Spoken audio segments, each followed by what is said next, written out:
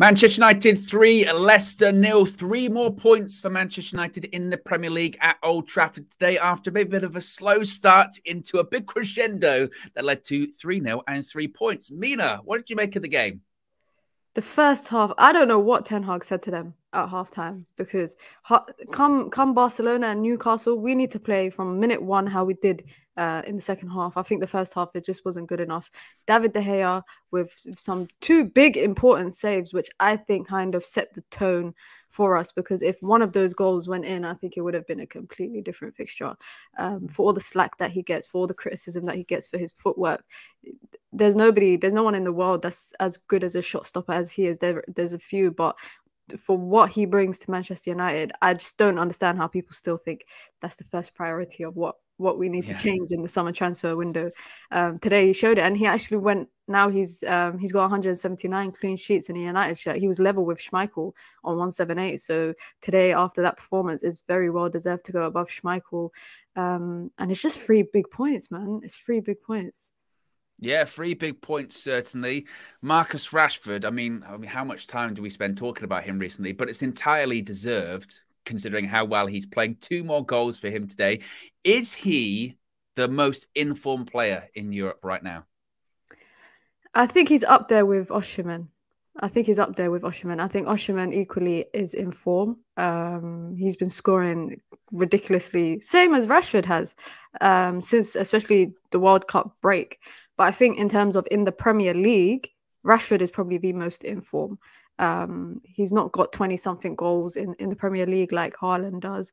But to score consistently every game, bar the Crystal Palace game since the World Cup break. I even saw a stat that said he had more goals in all competitions than Chelsea did in the entire Premier League. And I was just like, that can't be real. I had to double check it because I was like, that can't be real. Then I saw that he's got more goals in the month of February than Chelsea do in January and February. And I was just like, what? That's not adding up. That can't be true. But he's so in form right now. And he's confident. I can't lie. His first goal, I was screaming, square it, because Garnacho was in the box. But this is a man in form. He will shoot every time. Like, he had a chance where he could have squared it to Weghorst and he chose to shot. And when you're a man in form playing the way that you're playing, you just know you're going to score. And it's not just that. It's his fluidity through different, whatever position you put him in. And I think that's a big improvement that he's made in his gameplay, is that, you know, he started off up top, was drifting to the left, drifting central. We're seeing him playing on the right. In the past, I remember there was so many excuses made for him that he can't play on the right-hand side. Today, and other games, he's been comfortably scoring from the right-hand side. He did it in the World Cup with England. So I think he's definitely one of the most informed players. And I think for me, he has to be consistent. He needs to, if we want to be having the conversation about world class, he needs to be consistent, see the season out in the form that he is. I said he could get 35 goals in all competitions, and I still think he's on course to do that. Well, he's definitely broken his own personal record for his most goals that he scored in a season. It's his best goal scoring season after today. You spoke about him being shifted around, and that's obviously because halftime, Ten Hag, once again, as he's been doing quite a lot recently, changed the shape or changed the sort of the sort of position he was putting certain people in. So Weghorst started off as a 10 in this game. He ended up as a striker. Rashford ended up on the left. Sancho came on as a 10. Bruno stayed out wide right.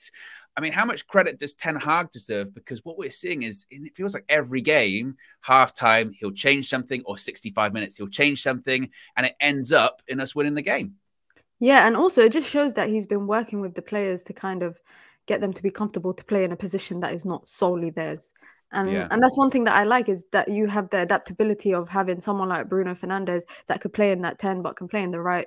And I remember just before Sancho came back, I said I would like to see Sancho in that 10, because I do think he would flourish in that role. And especially when the more that we saw Bruno playing in the right before Sancho returned, I was 100% convinced that we'd start to see Sancho in that 10. And that's where his goal came from today. It was just a great link up, started from Martinez pressuring the Leicester player, playing the ball out. Rashford, Weghorst, I know a lot of people talk about, you know, the things he doesn't do, but as a big man, as a striker, he dragged the defender wide with him, that opened up that space for Sancho to run into. Sancho played a nice 1-2 ball with Bruno Fernandes. And for me, Bruno Fernandes, I think, was one of the man of the match. I think Rashford got man of the match because of, you know, he scored 2 goals, which is important. That's what wins you games. But I think Bruno Fernandes' performance today that's the Bruno I want to see. That's the Bruno Fernandes I want to see in a place where I remember when he started playing on the right, he was not that impactful. Today, he's really grown into that right-hand side. He's being the midfield maestro that everybody wants him to be. And I think credit goes to him, credit goes to Ten Hag. And also he's a leader, because when Sancho scored and Sancho ran to celebrate with him, I don't know if anyone saw, he pushed Sancho to the corner flag, telling him, go celebrate by yourself. And then he came to him.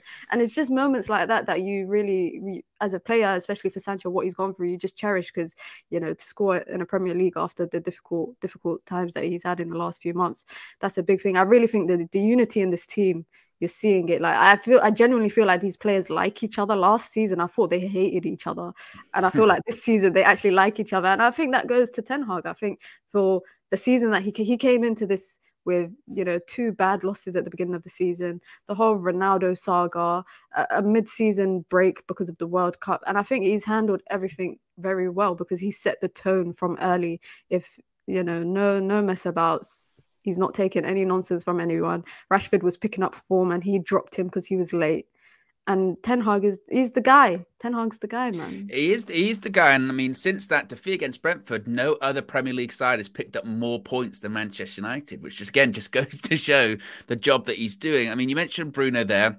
He pushed Sancho to say, you know, go celebrate. He did his absolute best to have Wout Weghorst score today. He did everything he could, apart from put it in the net for Wout Weghorst. Well, what do you make of Weghorst? Because there is a lot of discourse around him at the moment, talking about, you know, whether he's good enough and, you know, his quality, but at the same time, he offers so much energy and pressing. No United player has pressed more since he came in January in the Premier League. What do you make of him today in the 10 and then as a striker? It's difficult, because when you buy a striker, you expect him to score, but he's a different type of striker, especially when you've got players on the pitch that can pick up the goals. You know, you got the Rashford, the Bruno, Sancho, Garnacho if he's playing and he's playing well. But today's performance particularly, I feel like he was the things that Weghorst was doing allowed other people to do less defensive work. Whether it's Bruno, whether it's Rashford. One thing I like about Weghorst is he works. Like, he works hard. And I know a lot of people will be like, that's not enough. But in a Premier League game where the intensity, I think, is one of the most intense leagues in terms of going back and forth consistently for 90 minutes. And especially in today's game, when I think in the first 20 minutes, Leicester were all over us. Like, they were literally all over us. And he was dropping back consistently. It's difficult when he doesn't score, because it's games like today, it's not that impactful, the fact that he doesn't score. But in a 0-0 game, 85th minute, and you're hoofing balls into the box, you're going to want your big man to score. And I feel like that's where a lot of frustration comes from for fans.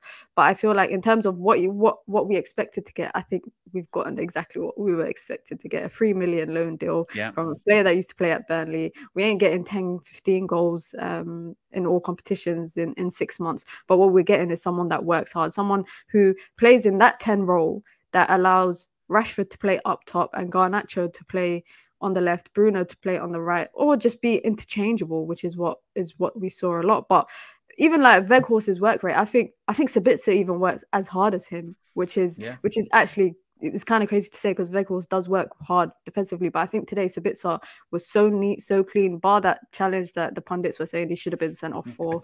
I don't agree. It happens. But he was so tidy, so clean, dispossessing possession from Leicester. And I'm really excited to see him play with Casemiro. Like, I think they will play very well together.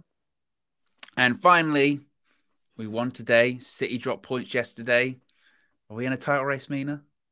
I don't know, guys. One game at a time, man. I'm not changing my stance. I told you guys that. I told you, come to me, what was it, April 8th when we play Everton at home. Come to me then and ask me if we're in the title race then. I'll answer it that day. Yeah, well, bookmark it there. April 8th. That's the day. Everton. Mina will determine whether or not we're in a title race. 3 points for United Old Trafford today. We're out of here. Peace.